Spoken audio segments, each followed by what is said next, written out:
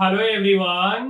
मेरे भाई आपको पता है कि भारत एक अखंड भारत हुआ करता था और इसका सीमा अफगानिस्तान से लेकर के म्यांमार बर्मा तक हुआ करता था, नीचे में श्रीलंका की तरफ तक हुआ करता था।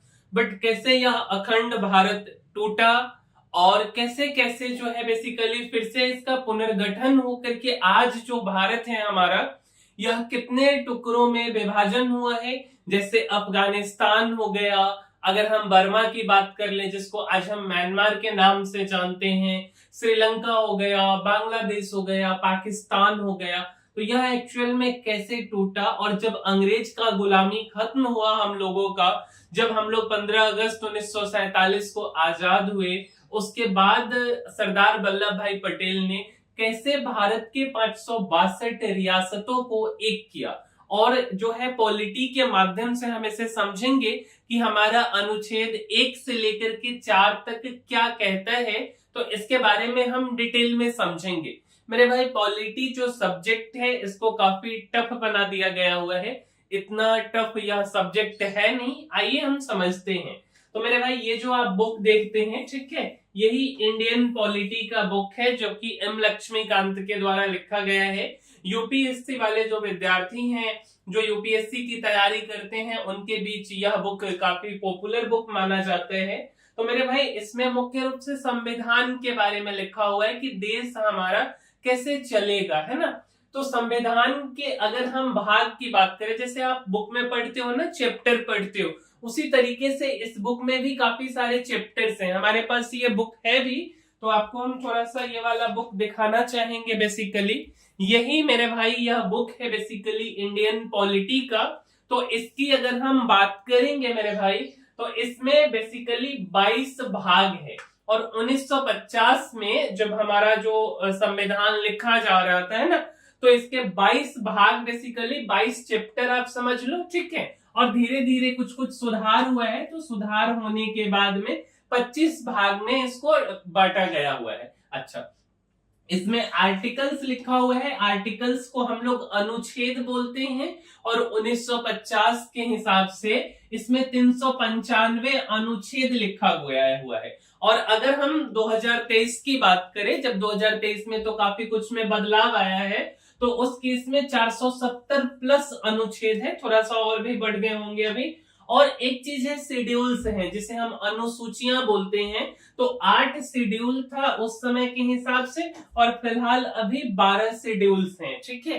अच्छा, इसके बाद मान लो कि आप कोई जुर्म करते हो, जेल जाते हो, तो आपको पुलिस कैसे लतियाती है, कौन सा ऐसा तरीका है, पुलिस को कौन सा रूल रेगुलेशन पालन करना है ना, जिसको हम आईपीसी बोलते हैं, इंडियन पेनल कोड। तो पुलिस आपको कैसे लतियाएगी, उसके लिए भी एक बुक लिखा गया हुआ है बेसिकली 1860 में। आईपीसी का मतलब इंडियन पेनल कोड होता है, जिसको आप भारतीय दंड संहिता बोलते हो।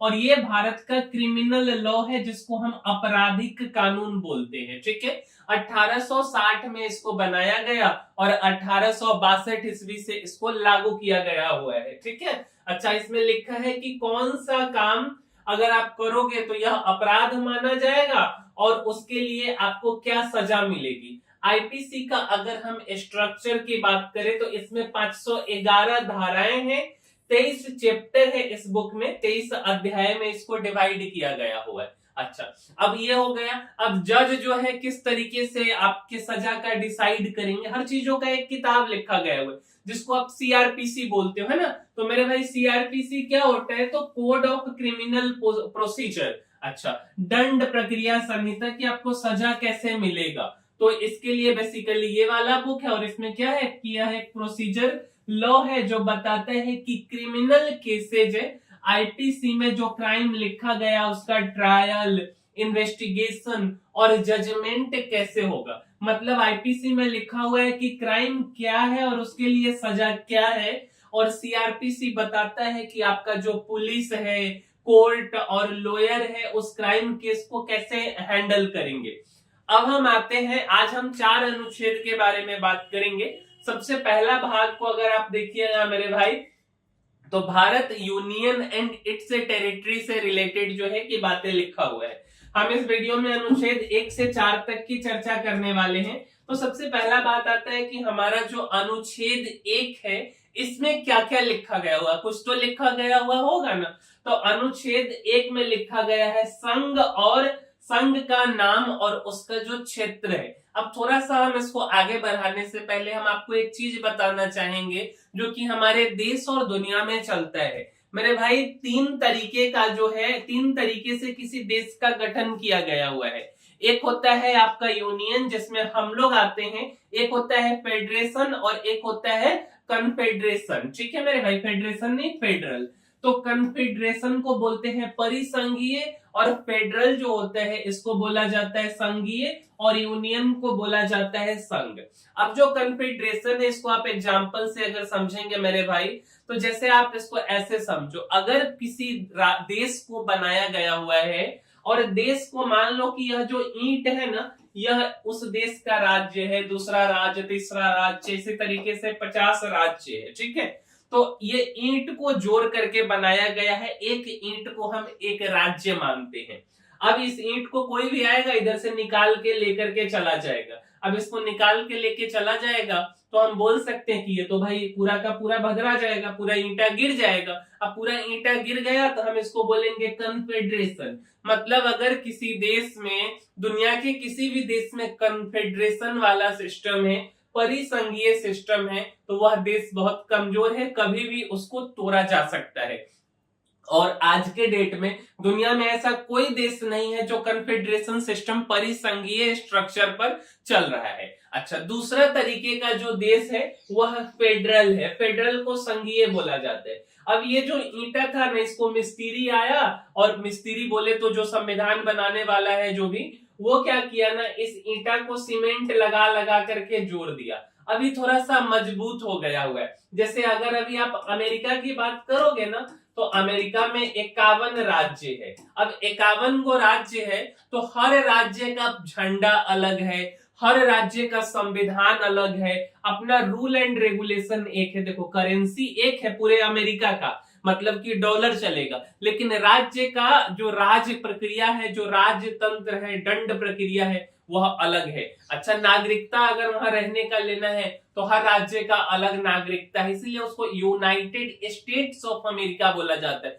मीन्स राज्य को मिला करके और फिर उसको संघ बनाया गया, वह एक देश बनाया गया। इसमें राज्य थोड़ा थोड़ा सा शक्ति अपना जो है देश को दे देता है, लेकिन इसको भी तोड़ा जा सकता है। थोड़ा हथौड़ी उथौड़ी मारिएगा तो दीवार टूट जाएगा। तो वैसे देश मतलब इतना आसान भी नहीं है, लेकिन उसको तोड़ा जा सकता है। और सबसे मजबूत अभी दीवार बना के घर बना दिया गया, एकदम पक्का प्लास्टर कर दिया गया, पेंट उंट सब लगा दिया गया। तो भारत कुछ इस प्रकार का देश है जिसको हम यूनियन बोलते हैं, संघ बोलते हैं। अब इसको तोड़ना इतना आसान नहीं है जब तक कि मतलब कि कुछ किया जाए। तो यह सबसे मजबूत स्ट्रक्चर है और हमारा जो देश है, हमारा जो भारत है, वह यूनियन के कैटेगरी में आता है। तो इतना बात तो आपको समझ आ गया होगा।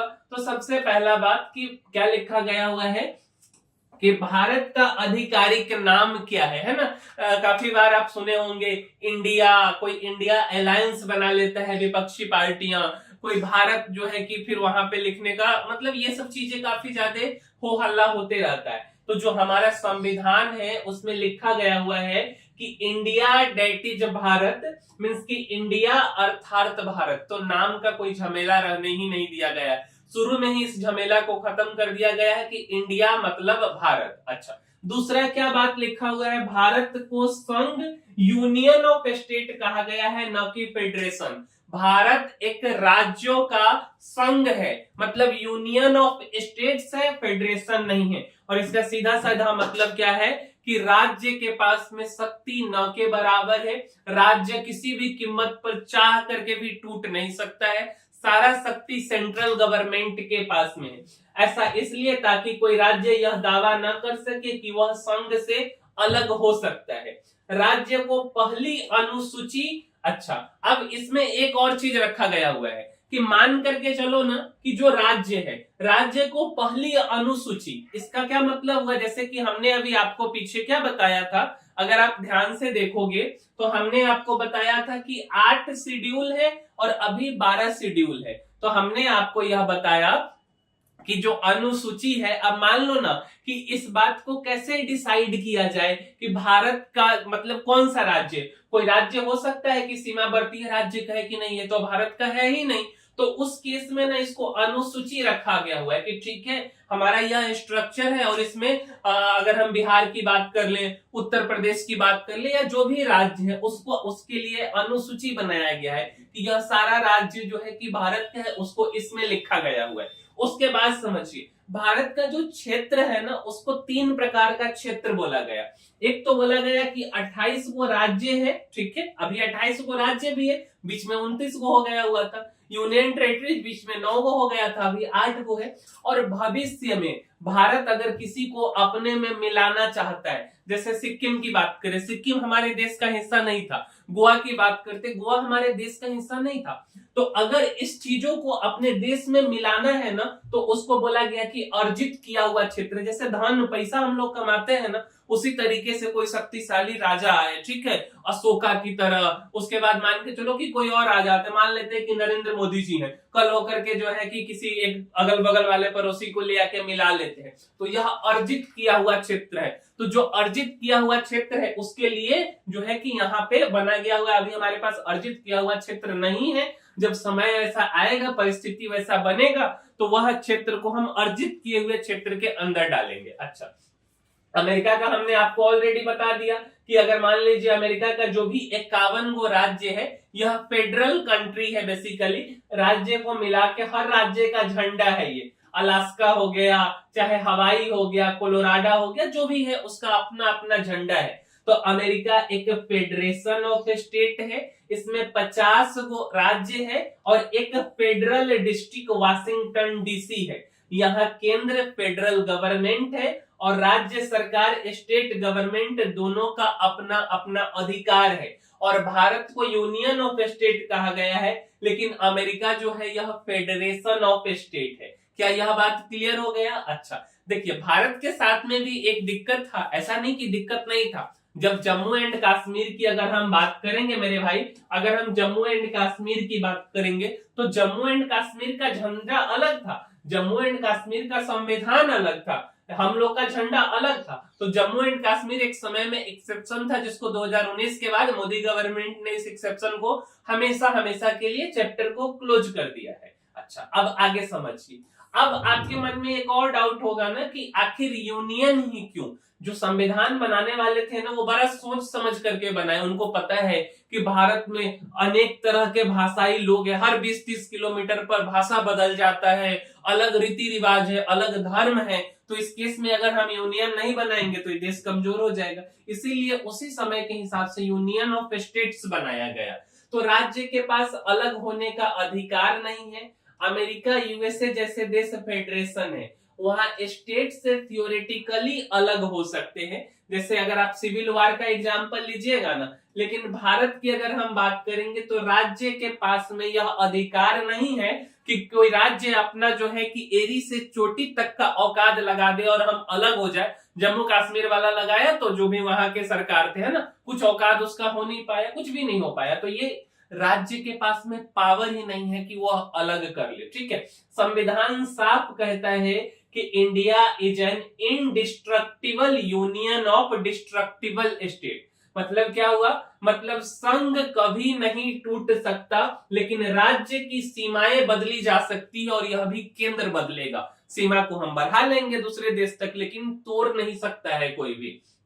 अच्छा, संसद जो भवन है, यहाँ पे जो सांसद लोग हैं उसके पास बहुत ज्यादा शक्ति है। अगर भारत फेडरेशन होता तो हर राज्य की सहमति जरूरी होती बाउंड्री चेंज करने के लिए, लेकिन भारत में जो संसद है यूनियन, किसी भी राज्य का नाम बदल सकता है, उस राज्य का सीमा बदल देगा, नया राज्य मन होगा तो बना देगा, है ना, बनाए ना तेलंगाना नया राज्य, दो राज्य को मिला भी सकता है। बस राष्ट्रपति जो है कंसर्न राज्य से राय ओपिनियन लेते हैं, लेकिन राष्ट्रपति चाहे या न चाहे कोई लेना देना नहीं है। सिंपल भाषा में किसी भी घर में जो एक फूफा जी का रोल होता है कि वह चाहे न चाहे, नाराज हो जाए, गुस्सा हो जाए, उससे किसी को कोई लेना देना नहीं है। तो उसी तरीके से भारत के अंदर राष्ट्रपति का रोल है, जैसे एक परिवार में फूफा जी का रोल होता है। इससे ज्यादा राष्ट्रपति का कोई रोल नहीं है कि उनको बता दिया जाता है कि भाई हम इस काम को करने जा रहे हैं, लेकिन इस बात का यह अर्थ बिल्कुल नहीं है कि यह जो है, आप अगर मान के चलिए कि नहीं कह दे राष्ट्रपति, तो ऐसा नहीं कि भारत सरकार नहीं करेगी, हर हाल में करेगी। राष्ट्रपति नो आज तक कहे नहीं है, नो कह देंगे तो उनके ऊपर महाभियोग लग जाएगा, समझे। तो ये अलग चीज है, उसके बारे में हम डिस्कस करेंगे। अच्छा, आगे समझिए। भारत की एकता और अखंडता पर जोर दिया गया है। संविधान सभा ने यूनियन शब्द जानबूझकर चुना। Doctor B R Ambedkar ji का कहना था कि India is not a result of an agreement between states and no state has the right to secede from it. मतलब क्या हुआ, भारत कोई राज्यों का समझौता अग्रीमेंट से नहीं बना है, बल्कि एक एकीकृत राष्ट्र है, इसलिए राज्य अलग नहीं हो सकता है। अच्छा, अमेरिका का जो संविधान है वह 1789 ईस्वी में लागू हुआ था। यह दुनिया का सबसे पुराना रिटेन कॉन्स्टिट्यूशन है और इसमें सेंटर और स्टेट के पावर साफ साफ लिखा गया हुआ है। अमेरिका में president he head of state और हेड ऑफ गवर्नमेंट होते हैं और वह सीधे जनता से चुना जाता है। जैसे डोनाल्ड ट्रंप की बात करेंगे ना, तो वह हेड ऑफ स्टेट है, हेड ऑफ गवर्नमेंट है, डायरेक्ट जनता उसको इलेक्ट करती है। बस अमेरिका में 2 पार्टी सिस्टम है, इस पार्टी का नहीं तो उस पार्टी का। डोनाल्ड ट्रंप बनेगा नहीं तो हिलरी बनेगी, है ना। कभी बराक ओबामा बने तो कभी कोई, ऐसे चलते रहता है। कभी जो है जो बाइडेन बन गए। प्रेसिडेंट कांग्रेस पार्लियामेंट का हिस्सा नहीं होता। दोनों स्तर पर जो संविधान है, फेडरल कॉन्स्टिट्यूशन प्लस हर स्टेट का अपना कॉन्स्टिट्यूशन होता है, जो कि अमेरिका में है। डुअल सिटीजनशिप वहां लेना पड़ता है। एक तो यूएस का सिटीजन आपको लेना होगा, साथ में आप जिस स्टेट में, फ्लोरिडा में रह लीजिए, अलास्का में रह लीजिए, तो वहां का आपको सिटीजनशिप लेना होगा।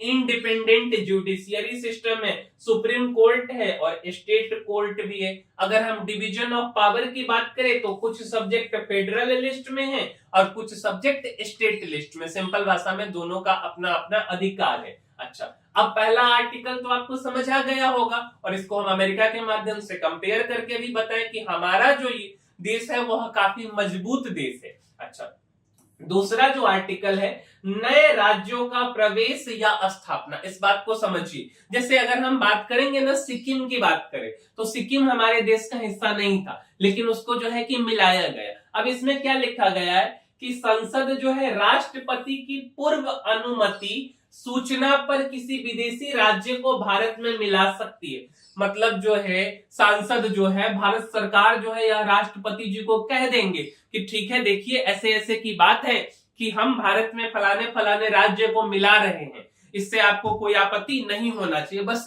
एक तरह से उनको इंफॉर्मेशन दे दिया जाता है बड़े बुजुर्गों के नाते, और राष्ट्रपति चाहे या न चाहे वह राज्य अपने देश के अंदर मिल जाएगा। जैसे देखिए 1912 से 50 की बात करें ना, तो ये वाला जो जगह है यह चाइना का हिस्सा है। चाइना इसको कब्जा लिया, पहले तिब्बत हुआ करता था। तो जो तिब्बत है, तिब्बत जिसको आप बोलते हैं, एक्चुअल में तिब्बत होता है, ठीक है।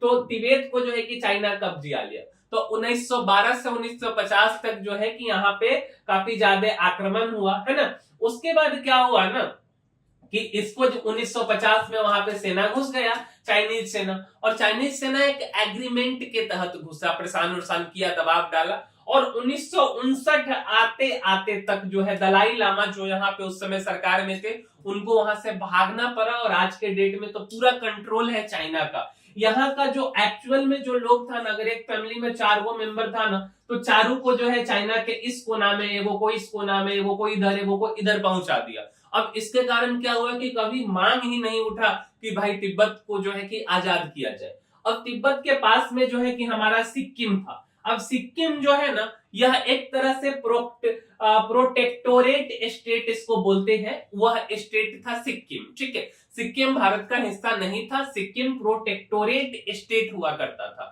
अब इसको क्या बोलते हैं, प्रोटेक्टोरेट स्टेट किसको बोलते हैं मेरे भाई, तो इस स्टेट को बोला जाता है जो भारत सरकार से, मतलब उस समय जो अंग्रेज की सरकार थी वह एक तरह से अपना सेना हो गया उसके रक्षा का काम करती थी, लेकिन अपने आप में वह एक इंडिपेंडेंट स्टेट था। अब जो है कि तिब्बत जब कब्जा लिया 1950 में, 1959 तक पूरा सफाचट कर दिया, तो उसके बाद भारत सरकार जो है कि सोची कि भाई देखो यह तो सीमा वाला इलाका है, हिमालयी क्षेत्र है ना, तो हिमालयी क्षेत्र है तो यह फिर गड़बड़ कर देगा, तो फिर इसको अपने देश में मिलाया गया। उसका भी एक प्रक्रिया है। 16 मई 1975 को सिक्किम को आधिकारिक रूप से भारत का 22वां राज्य बनाया गया। कौन सा राज्य, 22वां राज्य। लेकिन यह ऐसे ही नहीं बन गया, पहले जो सिक्किम था वह ऐसा नहीं कि मिलना चाहता था, यहां भी प्रॉब्लम था। वहां का जो जनता था वह चाहता था कि चलो देखो हमारे बगल में जो है कि चाइना क्या किया, 3-4 गो, मतलब एक परिवार में 4 गो लोग है, पड़ोसी है इसका तिब्बत, तो चारों को 4 जगह भेज दिया, तो हमको भी मार पीट करके कहीं कहीं भेज देगा। अब भेज देगा तो फिर दिक्कत हो जाएगा, तो उससे अच्छा है कि हम भारत में मिल जाते हैं। तो फिर महाभियोग आया। अब जो है बेसिकली महाभियोग, सॉरी, ये अनुच्छेद जो है ना 61 के तहत अगर राष्ट्रपति चाहते कि सिक्किम को नहीं हम भारत में नहीं मिलाएंगे, तो उस केस में जो है महाभियोग आ जाता है। यह अनुच्छेद 61 है जो कि हम किसी दूसरे वीडियो में बताएंगे। तो सबसे पहले सिक्किम को मिलाने के लिए 35वां संशोधन द्वारा भारतीय संविधान आर्टिकल 2A को जोड़ा गया। सिक्किम को ऐसे ही नहीं मिला लिया गया, 35वां संशोधन हुआ था हमारे इसमें, और उसके बाद संविधान के आर्टिकल 2A को जोड़ा गया, और इसमें बोला गया कि सिक्किम को भारत का एसोसिएट स्टेट, मतलब सह राज्य घोषित किया गया। अब इसका क्या मतलब हुआ, इसका मतलब हुआ कि सिक्किम का अपना विधानसभा हो जाएगा, लेकिन भारत के साथ उसका खास संवैधानिक रिश्ता रहेगा।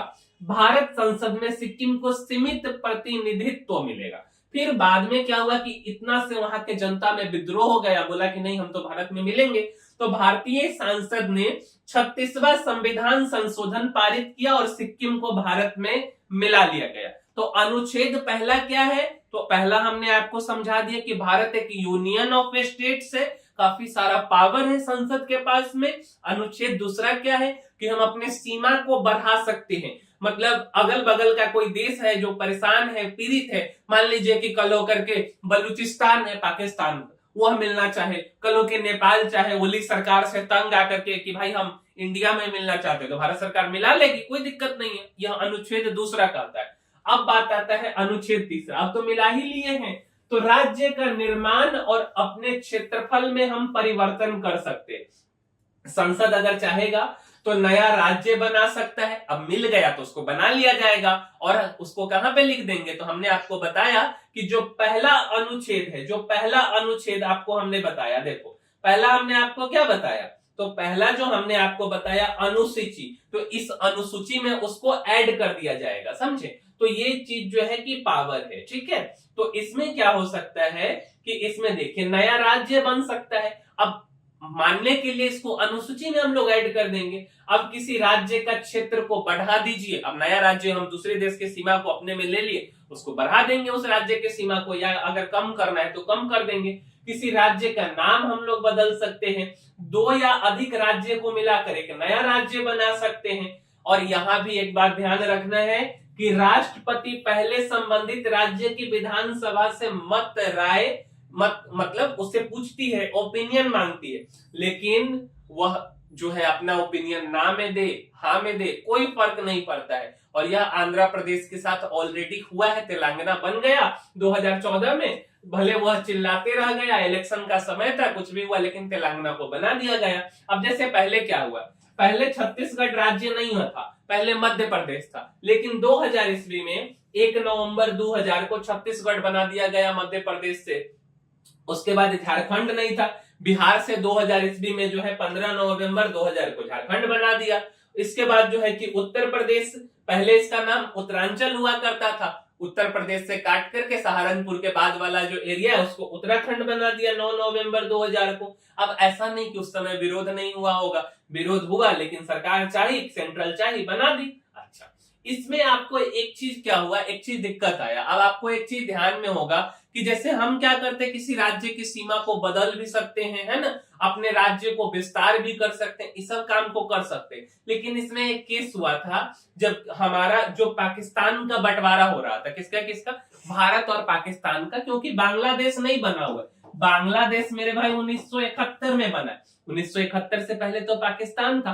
तो जब पाकिस्तान का बंटवारा हुआ ना, तो वो बंटवारा थोड़ा सा गड़बड़ हो गया। अब गड़बड़ क्या हो गया कि उस समय में देखो लाइन जो खींचा जा रहा था, वह लाइन खींचा जा रहा था हिंदू बहुल क्षेत्र और मुस्लिम बहुल क्षेत्र पे। और जो खींचने आया था इंग्लैंड से, उसके बारे में भी बताएंगे, उसको भारत का कुछ पता नहीं था कि क्या है नहीं है, वो अपने मन से कुछ भी खींच दिया।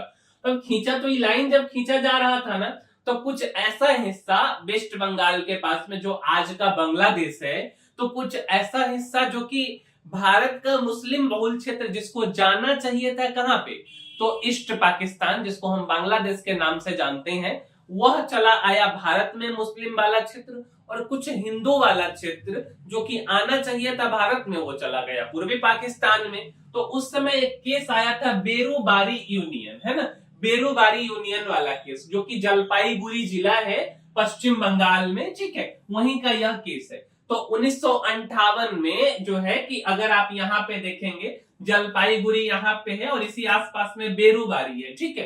तो बेसिकली यहाँ पे क्या हुआ ना कि ये वाला सिचुएशन आ गया कि जिसको जाना चाहिए था बांग्लादेश में, वो चला आया जो है कि भारत में मुस्लिम वाला क्षेत्र, और हिंदू वाला क्षेत्र चला गया बांग्लादेश में, उस समय के पाकिस्तान में, ठीक है। तो 1958 में नेहरू जी, हमारे जवाहरलाल नेहरू जी हमारे देश के प्रधानमंत्री थे, और फैजल अली नून या नून जो है वह पाकिस्तान के प्रधानमंत्री थे। तो उन दोनों के बीच में नेहरू नून एग्रीमेंट समझौता हुआ, और 9वां संविधान संशोधन जो है 1960 में किया गया।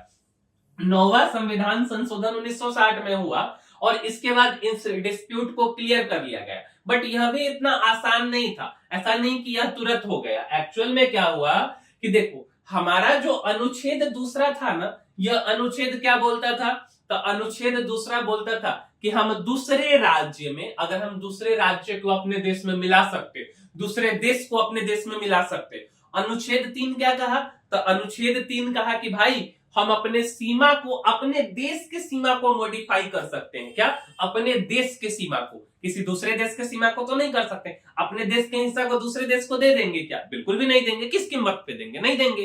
अच्छा, नेहरू जी अपने मन से जो है सोचे कि ठीक है भाई, 1958 में क्या करते हैं कि जो हिस्सा जो है कि गलत बंटवारा हुआ है, उसको बांग्लादेश को दे देते हैं, मतलब पाकिस्तान को दे देते हैं, और जो है कि कुछ हिस्सा ले लेते हैं। अब भाई साहब भारी विद्रोह हो गए। सुप्रीम कोर्ट बोला कि नहीं, आप ऐसा नहीं कर सकते हैं। तब जाकर के 9वां संविधान का संशोधन हुआ 1960 में, और 1960 में संशोधन के बाद इस मैटर को सेटलमेंट किया गया।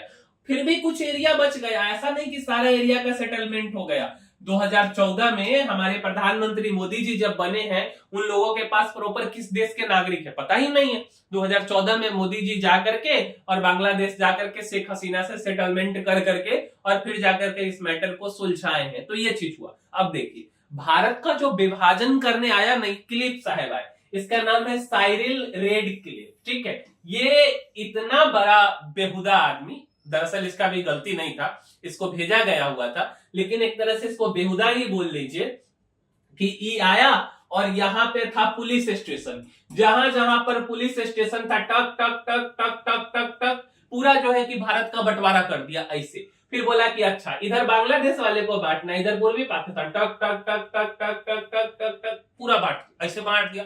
मतलब कि इतना जल्दी में बांटा कि इसको कुछ पता नहीं है, कुछ नॉलेज नहीं है, आइडिया नहीं है, फिर भी बांट दिए। ये ब्रिटेन का एक लॉयर था, जिसको बैरिस्टर बोला जाता है ना, मतलब वकील बोल लीजिए, लॉयर था, ठीक है। अब भारत का नाम तक उसको पता नहीं था, और 1947 में यह पहली बार भारत आया था और इंडियन बाउंड्री कमीशन का प्रमुख बना दिया गया, और इसका काम था भारत पाकिस्तान का सीमा खींचना।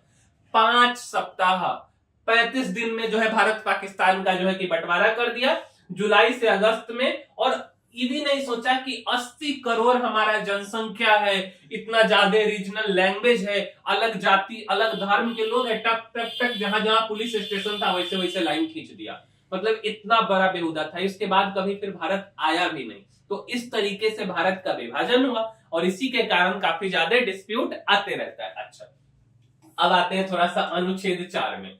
अनुच्छेद 4 क्या बोलता है? तो पहला जो है कि भारत एक संघ है, दूसरा किसी देश को मिला लीजिए, तीसरा उसके सीमा को परिवर्तित कर दीजिए, है ना। और अनुच्छेद 4 बोलता है कि अनुच्छेद 2 और 3 के अंतर्गत जो बने कानून है उसके लिए बोला गया है कि अगर संसद किसी राज्य का नाम, सीमा, क्षेत्र बदलती है तो उसके लिए संविधान संशोधन अमेंडमेंट आर्टिकल 368 की आवश्यकता नहीं है। मतलब क्या हुआ कि संसद जब चाहे किसी राज्य का नाम बदल सकती है, उसका सीमा बदल सकती है और इसके लिए संविधान में कुछ भी बदलाव करने का जरूरत नहीं है। आर्टिकल 368 में कोई भी चेंजिंग जो है वह नहीं होगा, फिर भी यह सारा काम संसद कर सकता है। बस उसको क्या चाहिए?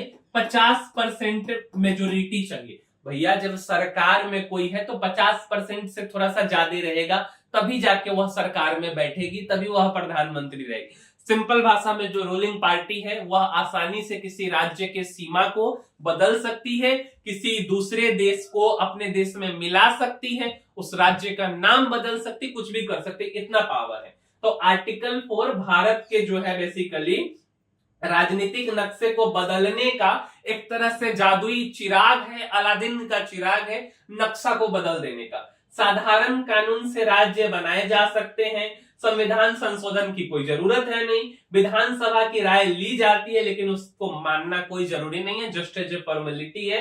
और यह बताता है कि भैया सांसद बहुत ही पावरफुल है।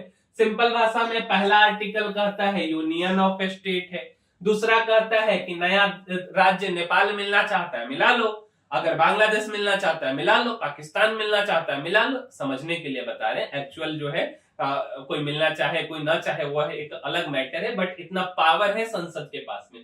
तीसरा कि उसका नाम, उसका सीमा, उसका क्षेत्र सब कुछ बदल सकता है। और चौथा कि ये जो दूसरा तीसरा है इन सबको अच्छे से पालन करवाइए, कोई भी आपको जो है कि संविधान में संशोधन का जरूरत नहीं है, आप आसानी से इस काम को कर सकते हैं। अब समझिए, यह तो हम आर्टिकल बता दिए, लेकिन एक्चुअल में भारत हमारा अखंड भारत हुआ करता था। अगर हम इस साइड में जाएंगे तो हमारा सीमा अफगानिस्तान तक था, अगर हम इधर की तरफ आएंगे तो हमारा सीमा बर्मा म्यांमार तक था, नीचे की बात करें तो श्रीलंका, पूरी तरीके से नहीं बट श्रीलंका पे भी अंग्रेज का राज था, है ना। तो इतना बड़ा हम लोगों का सीमा था। फिर कैसे हम लोग जो है बेसिकली टूटते चले गए? तो सबसे पहले ना अंग्रेज जो है ये वाला लाइन खींचा जिसको डुरंड लाइन बोला जाता है, और पाकिस्तान भारत का हिस्सा था। तो अंग्रेज क्या किया ना कि 1893 ईस्वी में 1893 ईस्वी में रसिया का प्रभाव बढ़ते जा रहा था। किसका प्रभाव बढ़ते जा रहा था? रसिया का प्रभाव। तो 1893 ईस्वी में अंग्रेज कहा कि देखो यह जो अफगानिस्तान है इधर तक कुछ उपजता है नहीं, यह पहाड़ी पथरीला एरिया है, तो ऐसा करते हैं, यह एक बफर कंट्री है। बफर कंट्री का मतलब होता है कि दो देशों के बीच में, दो बड़े देशों के बीच में एक छोटा सा देश। तो बोला कि कोई बात नहीं, यह राज्य है, रसिया का प्रभाव, इस साइड से रसिया आ रहा था, इस साइड से रसिया आगे की तरफ बढ़ रहा था, और इस साइड से भारत था। अंग्रेज चाहता था कि रसिया वाला जो है कि भारत के सीमा में ना घुसे, तो इस बफर कंट्री को बोला कि ठीक है तुमको हम बांट देते, और एक लाइन खींचा, उसी लाइन का नाम है डुरंड लाइन। तो 1893 में जो सर मोर्टेमियर डुरंड, जो कि ब्रिटिश इंडिया के फॉरेन सेक्रेटरी थे, वह अफगान के बेसिकली उस समय अमीर अब्दुल रहमान खान के बीच समझौता कर लिए, और यह समझौता बेसिकली यह हुआ, एक सीमा खींचा गया, लाइन बोला गया डुरंड लाइन, और इस लाइन ने अफगानिस्तान को ब्रिटिश इंडिया से अलग कर दिया, जहां पाकिस्तान अफगानिस्तान में आज इस लाइन को लेकर के विवाद चल रहा है। अच्छा, इसके बाद क्या हुआ कि 1935 का जो कानून है, गवर्नमेंट ऑफ इंडिया एक्ट 1935, इसमें क्या हुआ बेसिकली, तो जिसको आप म्यांमार के नाम से जानते हो ना, उस समय बेसिकली यह बर्मा हुआ करता था।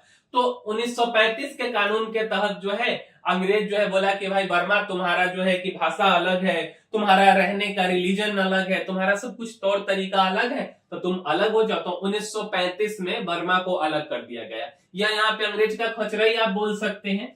1 अप्रैल 1937 से जो है एक्चुअल में बर्मा एक अलग देश की तरह जो है कि काम करने लगा। तो ये जो वाला क्षेत्र है यह बर्मा का है। अब अफगानिस्तान टूट गया, बर्मा टूट गया। अंग्रेज का जो प्रभाव है वह श्रीलंका में भी था। अब श्रीलंका का उस समय नाम सियोलोन हुआ करता था, ठीक है। तो 1948 में जो है श्रीलंका का भी प्रभाव था। और श्रीलंका तो हम लोग का एक तरह से आप बोल सकते हैं कि हम लोग का अपना जो है कि हिंदू धर्म के मान्यता के हिसाब से भी श्रीलंका जो है रिलीजन के क्षेत्र के हिसाब से भी हम लोगों के हिसाब से अच्छा था, है ना। तो उसको उस पर भी अंग्रेज का प्रभाव था। 1948 में इसको भी बोला कि भाई ठीक है तुम भी अपने हिसाब से अपना देख लो, अंग्रेज इसको भी साइड कर दिया। अब जो है ना कि भारत का बहुत बड़ा हिस्सा जो है, ये जो वाला हिस्सा है पाकिस्तान वाला हिस्सा, ये वाला हिस्सा का 1947 में कांड हो गया। 1947 में भारत का एक बहुत बड़ा टुकड़ा अलग हो गया। ये वाला टुकड़ा इधर से अलग हो गया, उधर से वो अलग हो गया और सबको पूर्वी पाकिस्तान बना दिया गया। तो ये सबसे बड़ा जो है भारत का एक तरह से आप बोल सकते हो कि विभाजन कर दिया अंग्रेज के तरफ से। लेकिन जब अंग्रेज विभाजन कर दिया तो ये जो आप भारत का नक्शा देख रहे हैं ना, यह नक्शा भी इतना आसान नहीं था, ठीक है। अब इस नक्शा में जो ये पीला पीला वाला एरिया आप देख रहे हैं, यह सब का अपना शासन था। बस अंग्रेज को अपना जो है कि एक तरह से अंग्रेज के पीछे पीछे चलते थे लेकिन अपना शासन चलाते थे। और ये जो लाल वाला एरिया है ये ब्रिटिश शासन था। अब इसमें कुछ पाकिस्तान का भी हिस्सा है। अब पाकिस्तान इस समय जो है कि 14 गो रियासत था पाकिस्तान का और 562 रियासत था भारत का, ठीक है। 562 जिसको आप प्रिंसली स्टेट बोलते हैं। अंग्रेज अब इसको बोलता है कि देखो तुमको भारत में मिलना है, भारत में मिल जाओ, पाकिस्तान में मिलना है, पाकिस्तान में मिल जाओ। अगर तुमको स्वतंत्र रहना है तो तुम स्वतंत्र अपना राज्य बना लो, अपना देश बना लो। तो ये जो 14 गो रियासत था यह पाकिस्तान में मिल गया, ठीक है। तो इसका बात करने का कोई फायदा है नहीं। 562 को जो रियासत था यह भारत में इसको मिलाना था। अब भारत में मिलाना था तो सबके सब तो मिलते चले गए, ऐसा नहीं, कुछ 3-4 के साथ में थोड़ा सा ज्यादा समस्या आया। जैसे एक तो हैदराबाद, एक कश्मीर, एक जूनागढ़, इन तीनों के साथ में सबसे ज्यादा, और एक जम्मू कश्मीर के साथ, जम्मू कश्मीर बता दी, इसके साथ काफी ज्यादा समस्या आया। थोड़ा बहुत भोपाल के साथ आया, थोड़ा बहुत त्रावणकोर के साथ में आया। अच्छा, अब जो है कि यहाँ पे जो है रोल प्ले करते हैं 3 आदमी। एक तो सरदार वल्लभ भाई पटेल, उस समय के आईएएस ऑफिसर होते हैं वीपी मेनन, ठीक है। इनका भी बहुत अहम रोल है। इनके बारे में हमने मणिपुर वाले सेशन में भी बुलाया है कि मणिपुर के राजा को जो है कि बुलाए थे और उसके बाद जो है कि उनको हाउस अरेस्ट करवा दिए थे। तीसरा लॉर्ड माउंटबेटन, इनका भी जो है कि थोड़ा सा अहम योगदान है। ये तो बहुत को पाकिस्तान में मिलवाए हैं लेकिन बहुत जगह पे जो है कि ये एक तरह से दुश्मनिया का काम किए हैं। यह आखिरी वायसराय थे और पहले गवर्नर जनरल थे। तो बेसिकली इनका भी जो है कि काफी बड़ा योगदान है। अब इसमें जो हैदराबाद वाला एरिया है यहाँ पे जाकर के काफी दिक्कत आने लगा। तो हैदराबाद वाले एरिया को जो है ऑपरेशन पोलो 1948 में चलाया गया और वल्लभ भाई पटेल जो है कि चारों बगल से सेना भेज के इसको घेर लिए, राशन पानी बंद कर दिए और फाइनल में जाकर के हैदराबाद का जो है कि मिलना पड़ा भारत में। इसका जो निजाम था वह मिलना ही नहीं चाहता था। उस समय का बहुत समृद्ध, बहुत अमीर राज्यों में से एक था हैदराबाद। दूसरा आता है जूनागढ़ का कहानी। अब जूनागढ़ जो है यहाँ पे गुजरात में है, ठीक है। तो जूनागढ़ का जो कहानी है, इसका जो राजा था यह मुसलमान था, ठीक है। इसका नवाब मुसलमान था बट वहां के जो जनता थे वह हिंदू थे। वह जनता चाहता था कि भाई हम भारत में मिले और वो चाहता था, जो वहां का नवाब था वह चाहता था कि हम पाकिस्तान में मिले। तो बोला गया कि ठीक है भाई कोई बात नहीं है, हम एक वहां पे जनमत संग्रह करा लेते हैं, वहां एक इलेक्शन करवा लेते हैं, जो होगा वो डिसाइड कर लेंगे। इलेक्शन हुआ, जनता भारत की तरफ मिलना चाहिए, फाइनली जूनागढ़ को भारत में मिला लिया गया। और तीसरा आया जम्मू और कश्मीर, यहाँ के राजा थे हरि सिंह। अब भैया ई जो है कि कर दिए थोड़ा सा नखरा। ये नखरा क्या किए कि ना हम भारत में मिलेंगे ना हम पाकिस्तान में मिलेंगे, हम अलग ही रहेंगे। अब क्या हुआ कि ना भारत में मिलेंगे ना पाकिस्तान में मिलेंगे, कोई बात नहीं। अब जो है पाकिस्तान वाला यहाँ पे घुसपैठ करना शुरू कर दिया, इसके बारे में भी बताएंगे। चौथा में त्रावणकोर है जो कि केरल का हिस्सा है, बाद में इसको भी मिला लिया गया। सब जगह पे जो है एक तरह से जनता का भी साथ था, भोपाल को भी मिला लिया गया और फाइनल तो मणिपुर का भी हम आपको ऑलरेडी बता दिए कि इसको भी मिला लिया गया। यहाँ के भी राजा नहीं मिलना चाहते थे, यहाँ पे जो है कि नागवंश वाले राजा थे, है ना, तो उनको बाद में मिलाया गया। तो ये जो थे हरि सिंह जो थे ये चाहते थे कि हमें ना मिले, लेकिन पाकिस्तान के जो कबीले थे, पाकिस्तान के उस समय के जो बलूचिस्तान साइड के जो लड़ाका थे, उसको जो है आतंकवादी सबको पाकिस्तान घुसा दिया। अब इनके पास कोई तरीका नहीं बचा। अब हरि सिंह जो है कि दौरे दौरे आए और नेहरू जी के पास में कि अरे नेहरू जी देखिए हमको बचाइए। अब नेहरू जी बोले कि देखो बचा लिया जाएगा, लेकिन फिलहाल जो है तुम वल्लभ भाई पटेल से मिल करके आओ। वल्लभ भाई पटेल उस समय जो है कि पूरा देश का मुद्दा संभाल रहे थे, जैसे आज के अमित शाह है, उस समय के वल्लभ भाई पटेल थे। बोला गया ठीक कोई बात नहीं। वल्लभ भाई पटेल बोले कि प्यार से जब हम आपको समझाएं तो आप जो है कि समझे नहीं, अब हो गया ना, अब जो है कि आप एक काम कीजिए, हम आपका साथ देंगे, लेकिन आपको एक लेटर पर साइन करना होगा, ठीक है। एसेसिनेशन लेटर था बेसिकली, जिस लेटर पे कि हम भारत के अधीन हैं, हम भारत सरकार के अधीन हैं, उस लेटर पर साइन कीजिएगा तब हम साथ देंगे।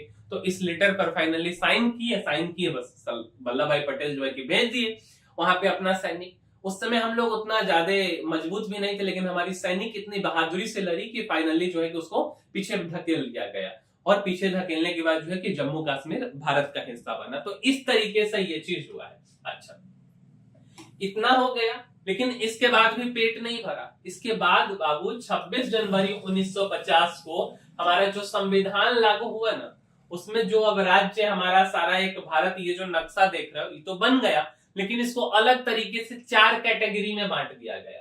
पहला कैटेगरी बांटा गया ब्रिटिश प्रोविंसेस के तरीके पे। अब इसमें क्या है, ये वे प्रांत था जो पहले ब्रिटिश इंडिया के डायरेक्टली अधीन आता था, उसका कंट्रोल था। जैसे बिहार, उत्तर प्रदेश, पंजाब, बंगाल, मद्रास, असम, बॉम्बे, उड़ीसा, ये सब ब्रिटिश इंडिया के कंट्रोल में था। 9 राज्य था। इन 9 राज्य को एक कैटेगरी में बांट दिया गया। अभी अलग झंझट। उसके बाद पार्ट बी, जिसको प्रिंसली स्टेट बोला जाता है। अब ये छोटे छोटे ग्रुप में थे, थोड़ा सा टैक्स देते थे ब्रिटिश को, अपना राज्य मतलब अपना संविधान अपना सब कुछ चलाते थे। ये बड़े बड़े रियासत और छोटे छोटे राज्यों का समूह था। अंग्रेजों के जाने के बाद इन्हें भारत में मिलाकर पार्ट बी स्टेट बनाया गया, जैसे हैदराबाद, जम्मू कश्मीर, मैसूर, सौराष्ट्र, त्रावणकोर, कोचीन, मध्य भारत, पटियाला और पूर्वी पंजाब के राज्यों। अब यहाँ पे एक संघ है पेप्सू, बाद में बताएंगे, और 8 राज्य इसके अंदर में था। पार्ट सी जो कि चीफ कमिश्नर प्रोविंसेस था, और छोटी छोटी रियासत था, यहाँ पे कमिश्नर राज्य को चलाते थे। ये छोटे छोटे प्रांत या रियासत थी जिन्हें चीफ कमिश्नर चलाते थे, जैसे Delhi, Ajmer, Kohima, north east frontier हो गया, कुर्ग हो गया, हिमाचल प्रदेश, मणिपुर, त्रिपुरा, बिलासपुर, है ना, इसके अंदर 10 राज्य। इसके बाद एक था आपका यूनियन टेरिटरी, ठीक है। तो यूनियन टेरिटरी, इसमें अंडमान और निकोबार द्वीप समूह शामिल था। इसे सीधा प्रेसिडेंट ऑफ इंडिया द्वारा प्रशासित किया जाता था। बट इन सब का जो है स्टेट रीऑर्गेनाइजेशन एक्ट 1956 में पास हुआ, और इन सबको खत्म कर दिया गया कि भाई ये सब कुछ नहीं है, अब भारत एक राष्ट्र रहेगा। इन चारों तरीके को 1956 के बाद खत्म कर दिया गया। अच्छा, अब जब खत्म किया गया ना, तो ये भी चीज खत्म हो गया, चलो अब भारत एक राष्ट्र बन गया। इसके बाद जो है कि भारत में जो है ना, जो भी उस समय के राज्य थे, अब भाषा के आधार पर अलग अलग राज्य बनाने का मांग कर रहे थे। जैसे यहाँ पे सबसे बड़ा जो मांग था ना, ये मद्रास का मांग था। ये सबसे बड़ा मांग किसका था भाई? मद्रास का। अब मद्रास का था कि भाई हम एक अलग राज्य बनाएंगे, उसका नाम हम रखेंगे कौन सा राज्य? तो आंध्र प्रदेश। ये मांग जो है कि हर जगह तो चल ही रहा था, बट आंध्र प्रदेश का मांग जो है मद्रास से अलग होने का काफी ज्यादा होने लगा, है ना। अब इसके बाद जो है कि एक कमीशन बनाया गया, उस कमीशन का नाम था धार कमीशन 1948 में। अब वाजपेयी जी जो है हमारे, वाजपेयी जी बोल रहे हैं, ये शास्त्री जी जो है, शास्त्री जी नहीं यार, नेहरू जी, ठीक है। तो नेहरू जी जो है उस समय काफी जो है एक तरह से इस पे पैनी नजर रखे हुए थे। लेकिन नजर रखने के साथ में दिक्कत क्या हुआ ना, कि जब धार कमीशन बनाया गया संविधान लागू होने से पहले, जुलाई 1948 भाषाई आधार पर राज्यों की मांग बहुत तेज हो गई थी, और इसके धार कमीशन बनाया। दिसंबर 1948 में राज्य को बोला गया कि केवल भाषा के आधार पर नहीं बनाया जाएगा, बल्कि प्रशासनिक सुविधा देखी जानी चाहिए। और इस रिपोर्ट से जनता निराश हो गया। अब ये कमीशन बोला कि नहीं, हम भाषा के आधार पर नहीं बांट सकते। आंध्र प्रदेश का मांग खारिज। उसके बाद दूसरा कमेटी बनवा दिए जो है तो दूसरा कमेटी जो बनाया गया जेबीपी कमेटी 1948 से 49 में बनाया गया। अब इसमें एक थे जवाहरलाल नेहरू जी, एक वल्लभ भाई पटेल और एक पटाभी सीतारमैया थे, ठीक है। अब इस समिति का कहना था कि भाषा महत्वपूर्ण है, लेकिन तुरंत भाषाई राज्यों की मांग पूरी नहीं करनी चाहिए, जब हालात स्थिर होंगे तब विचार करेंगे। देखो दिक्कत क्या था ना कि भाषा के आधार पर अगर बना देते राज्य को, तो हर एक जो है हर एक क्षेत्रीय समूह बोलता है कि हम एक अलग राज्य बनेंगे, फिर दिक्कत हो जाता। लेकिन 1952 में ये जो थे, जैसे भी सोनम वांगचुक जो है कि 6 शेड्यूल के लिए हंगर स्ट्राइक कर रहे हैं ना, उसी तरीके से 1952 में पोट्टी श्रीमालू, ठीक है, इनका आंदोलन हुआ और ये 56 दिन का भूख हड़ताल पर बैठ गए, ठीक है। और 56 दिन के भूख हड़ताल के बाद में 15 दिसंबर 1952 को जो है इनकी मृत्यु हो गई। अब इनकी मृत्यु हो गई, भाई साहब पूरा आंदोलन उग्र हो गया। अब एकदम जैसे मान लो, जैसे कैसे अभी का समझो, सोनम वांगचुक लद्दाख में जो है कि 6 शेड्यूल की मांग कर रहे हैं ना, उसी तरीके से इनका था कि भाई हमको वहां के भाषा जो है, हम निचले रीजन वाला भाषा नहीं बोलेंगे, हमको एक अलग राज्य चाहिए। 52-56 दिन की भूख हड़ताल के बाद इनका जो है कि श्री रामुलु, पोट्टी श्री रामुलु का मृत्यु हो गया। अब जो है सरकार को मजबूरी में जो है कि अगले साल 1953 में अक्टूबर के महीने में 8 अक्टूबर के आसपास में 8 अक्टूबर के आसपास एक अलग राज्य बना दी, ठीक है। अक्टूबर के महीने में 1953 में नाम पड़ा आंध्र प्रदेश। तो आंध्र प्रदेश बेसिकली जो है कि यह एक तरह से पहला जो है राज्य बना भाषा के आधार पर। अब आंध्र प्रदेश के बाद ये वाला जो एरिया था, अभी बोला कि भाई हम भी अब जो है कि गुजरात बोला कि हम अलग राज्य बनाएंगे भाषा के आधार पर, तो ये सब मांगे उठने लगी। इसके बाद एक फजल अली आयोग बनाया गया, स्टेट रीऑर्गेनाइजेशन कमीशन 1953 से 55 में। 23 दिसंबर 1953 को स्टेट रीऑर्गेनाइजेशन कमीशन का गठन किया गया। इसके अध्यक्ष बने फजल अली, उसके बाद के.एम. पनिक्कर और एच.एन. कुंजारुल, ठीक है। 30 सितंबर 1955 को अब इनका रिपोर्ट आया, बोला गया कि देखो भाषाई आधार को मान्यता दी जाए, क्योंकि नेहरू जी को अब लगने लगा था कि देखो एक तो इधर मर गए हैं, अपना ही कुर्सी डगमगा जाएगा, तो कुछ ऐसा करो कि अपना कुर्सी न डगमगाए, कुर्सी बचा रहे और उसके साथ साथ लोगों की जो मांग है उसको पूरा किया जाए, क्योंकि आंदोलन उग्र हो गया था। पर प्रशासनिक, आर्थिक, सांस्कृतिक और भौगोलिक सुविधा भी देखी जाए। इसी रिपोर्ट के आधार पर स्टेट रीऑर्गेनाइजेशन एक्ट 1956 लागू हुआ। मतलब मुख्य रूप से यह बोला गया कि ऐसा नहीं है कि अगर हम गुजराती बोलने वाला राज्य अगर हम बनाते हैं तो केवल उसमें गुजराती रह सकता है, थोड़ा बहुत मराठी को भी रख लो, अब महाराष्ट्र में केवल मराठी रह सकता है, ऐसा नहीं होना चाहिए। ठीक है, आपकी मांग जायज है कि हम बना देते हैं, लेकिन ध्यान रहे कि अगर हम भाषाई आधार पर किसी राज्य को बनाए हैं तो ऐसा नहीं कि केवल उसी राज्य के लोग रहेंगे, अलग अलग राज्य के लोग, अलग अलग धर्म के लोग, अलग अलग संस्कृति के लोग उस राज्य में रह सकते हैं। खास करके ये देखने को मिलता है, अगर आप साउथ इंडिया जाएंगे, कर्नाटका वाले ये सब दिक्कत करते हैं बिहार यूपी वाले लोगों के साथ में, महाराष्ट्र वाले लोग कभी कभी करते हैं। अब ग्राउंड में क्या रियलिटी है वो पता नहीं, बट एक्चुअल में आप न्यूज पे, मीडिया पे देखेंगे तो ये चीज आपको सुनने को मिल जाएगा। इसके बाद जो है ये सारा कुछ हो गया। अब ये जो 4 तरीके से जो हमारा बंटवारा था, इस बंटवारा को खत्म किया गया। तो एक अमेंडमेंट किया गया, 7th कॉन्स्टिट्यूशनल अमेंडमेंट एक्ट 1956 में पास किया गया, और इसमें बोला गया कि जो पार्ट ABCD का वर्गीकरण था कि कोई कमिश्नर चलाएगा, कोई यूटी चलाएगा, कोई राज्य चलाएगा, कोई प्रिंसली स्टेट चलाएगा, ये सारा कुछ को खत्म किया जाता है। संविधान में राज्यों को पुराना वर्गीकरण खत्म कर दिया गया, केवल 2 श्रेणी को रखा गया। एक बोला गया स्टेट हो सकता है और दूसरा बोला गया कि यूनियन टेरिटरीज हो सकता है।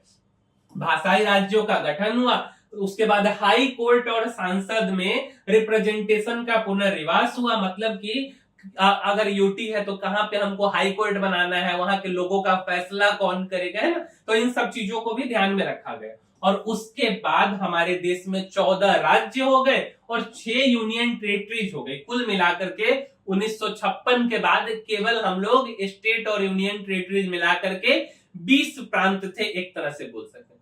अब एक जगह पे और दिक्कत आया, ये पंजाब वाला जो रीजन है इसमें थोड़ा सा दिक्कत आया। यहाँ पे एक अलग ही चीज चल रहा है, यहाँ पे चल रहा है पेप्सू। पेप्सू क्या है? तो Patiala and east Punjab states union. अब यहाँ पे क्या है कि 15 जुलाई 1948 को जो यहाँ पे जो पेप्सू है, इसमें पटियाला भी है, नाभा भी है, जिंद है, कपूरथला है, मालेर कोटला, कलसिया है, फरीदकोट, नालागढ़, ये सब है। इन सबको मिलाकर एक संघ बनाया, उसका नाम पर गया पेप्सू। इसका राजधानी पटियाला रख दिया गया और यह पार्ट बी स्टेट है 1950 के हिसाब से। अब 1956 में जो है स्टेट रीऑर्गेनाइजेशन एक्ट पास हो गया। 1 नवंबर 1956 को यह जो एक्ट है, state reorganisation act part A B C D, इसको समाप्त किया गया और इसके तहत जो पेप्सू है, Patiala and east Punjab states union, इसको भंग कर दिया गया और पंजाब राज्य में मिला दिया गया। मतलब 1956 से पेप्सू एक अलग राज्य नहीं रहा बल्कि पंजाब का हिस्सा बन गया। अब इसमें भी काफी सारा टुकड़ा हुआ, ऐसा नहीं, कुछ हिमाचल में चले गए, कुछ जो है दोनों राज्य, एक तो भाषा के आधार पर हरियाणा हिंदी भाषी था तो इधर हरियाणा बना दिया गया, पंजाबी को पंजाब दे दिया गया, पंजाबी भाषी लोगों को, और हरियाणा और पंजाब जो है चंडीगढ़ का मांग करने लगा तो इसको यूटी बना दिया गया, है ना। तो 1966 में जो है पंजाब का पुनर्गठन हुआ और पंजाब में लंबे समय से पंजाबी भाषा, जो कि पंजाबी सभ्यता के आधार पर नया राज्य बनाने की मांग चल रही, और इसको लीड कौन कर रहे थे, तो शिरोमणि अकाली दल ने आंदोलन चलाया था, पंजाबी सूबा मूवमेंट का, ठीक है। और इसके लिए केंद्र सरकार ने एक समिति बनाई, इस समिति का नाम था शाह कमीशन, जो कि 1966 में बनाया गया। और यहाँ इसकी क्या सिफारिश थी कि पंजाब के भाषा के आधार पर 2 हिस्सों में बांटा जाए, एक तो जो पंजाबी बोलते हैं उनको पंजाब दे दिया जाए और दूसरा जो हिंदी वाले भाषी हैं, जो नीचे वाले राज्य हैं, उसको हरियाणा दे दिया गया। चंडीगढ़ दोनों राज्य मांगने लगा तो इसको यूनियन टेरिटरी बना दिया गया और जो कुछ मतलब कुछ हिस्सा बचा उसको कांगड़ा में दे दिया गया। वही कांगड़ा जिसको जब जो है एक तरह से नेपाल के जो समय के गोरखा राजा हुआ करते थे वो कांगड़ा तक पहुंच गए थे, बाद में महाराजा रणजीत सिंह इसको खदेड़ करके भगा दिए थे। शिमला हो गया, कुल्लू आदि, ये सब जो है पंजाब का हिस्सा हुआ करता था, इन सबको हिमाचल प्रदेश में मिला दिया गया।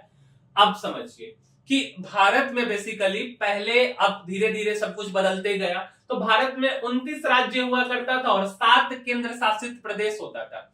2014 से 19 तक जो है, 2014 से लेकर के 19 तक, 7 नहीं 8 बोल सकते हो, ठीक है, बाद में ये भी बढ़ा। तो 2014 से 19 तक 29 राज्य हुआ करता था, ठीक है। लेकिन बाद में ये जो जम्मू कश्मीर है, इससे राज्य के दर्जा को छीन लिया गया, जम्मू कश्मीर को एक यूटी बना दिया गया विथ लेगिस्लेचर के साथ में, और लद्दाख को भी एक यूटी बनाया गया विदाउट लेगिस्लेचर। तो कितना हो गया, 7 था पहले से और प्लस में 2 बढ़ करके 9 हो गया। राज्य तो हमारा 28 हो गया, लेकिन यहाँ पे एक था दमन एंड दीव और दूसरा था दादरा नगर एंड हवेली, जो कि यूनियन टेरिटरी था। इन दोनों को मर्ज कर दिया गया 2019 में और 2020 के 26 जनवरी से यह लागू हो गया।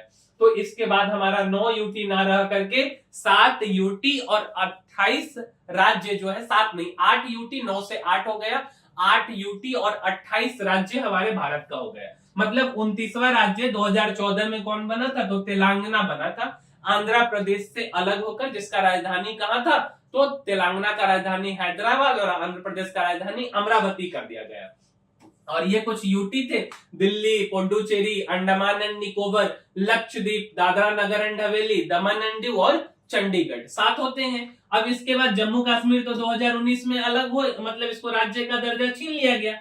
5 अगस्त 2019 को भारत सरकार ने अनुच्छेद 370 और 35A को हटा दिया। अब जम्मू कश्मीर का पुनर्गठन अधिनियम 2019 के हिसाब से जम्मू एंड कश्मीर का रीऑर्गेनाइजेशन एक्ट पास किया गया और जम्मू कश्मीर से स्टेटहुड का दर्जा ले लिया गया। अब जम्मू कश्मीर यूनियन टेरिटरीज बना विद लेजिस्लेचर और लद्दाख जो है विदाउट लेजिस्लेचर बना दिया गया। तो यही कहानी है मेरे भाई अखंड भारत की, कि कैसे कैसे हम लोगों ने, अफगानिस्तान हमारे देश से अलग हुआ है, म्यांमार अलग हुआ है, श्रीलंका अलग हुआ है, बांग्लादेश अलग हुआ है, पाकिस्तान अलग हुआ है, और किस तरीके से सरदार वल्लभ भाई पटेल, जिनको आयरन मैन ऑफ इंडिया कहा जाता है, वह भारत के 562 रियासत को एक करने का अहम भूमिका निभाए हैं। तो इस वीडियो में हमने आपको पूरा अनुच्छेद 1 से 4 तक और ओवरऑल स्ट्रक्चर को समझाने का कोशिश किया है। उम्मीद करते हैं कि आपको हमारा यह वीडियो अच्छा लगा होगा और अपने देश के बारे में आपको कुछ जानने को मिला होगा। और अगर ऐसा है तो अपने देश के नाते इस वीडियो को एक लाइक जरूर कीजिएगा, साथ साथ अपने मित्रों के साथ शेयर कीजिए, जिससे वह भी सीखें, जाने अपने देश के बारे में, और इस चैनल को सब्सक्राइब कीजिए। मिलेंगे हम किसी अगले वीडियो में। इस वीडियो में इतना ही, तब तक के लिए धन्यवाद।